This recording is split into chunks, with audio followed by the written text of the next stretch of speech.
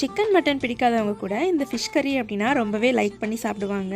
அப்படி எல்லாருக்கும் பிடிச்ச மீன் குழம்பை இன்றைக்கி கொஞ்சம் டிஃப்ரெண்ட்டாக செஞ்சு பார்க்கலாம். ஒரு மிக்ஸி ஜார் வச்சு 5 வரமிளகாய், 3 டீஸ்பூன் மல்லி, 1/4 ஸ்பூன் சீரகம், 1/4 ஸ்பூன் வெந்தயம், 20 சின்ன வெங்காயம், 1 கப் துருவன தேங்காய், கொஞ்சமாக மஞ்சள் தூள், இது கூட நல்லா பழுத்த தக்காளி 5 நம்பர் சேர்த்து நல்லா பேஸ்ட்டாக அரைச்சி எடுத்துக்கோங்க. சைடில் ஒரு கோலி குண்டளவு புளியை சுடு தண்ணியில் ஊற வச்சுருங்க. இப்போ ஒரு வானொலி வச்சு சூடானதும் நம்ம அரைச்சி வச்சுருக்க மசாலாவை இது கூட சேர்த்துடலாம்.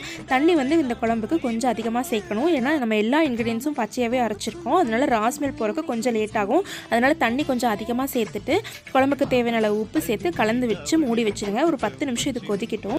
10 மினிட்ஸ்க்கு அப்புறம் ஓப்பன் பண்ணால் குழம்பு இப்படி தான் இருக்குது. கலரே பாருங்கள் எவ்வளோ சூப்பராக இருக்குன்னு. இந்த ஸ்டேஜில் வாஷ் பண்ணி வச்சுருக்க மீன் ஆட் பண்ணிக்கலாம். நீங்கள் எந்த மீன் வேணால் சேர்த்துக்கலாம்.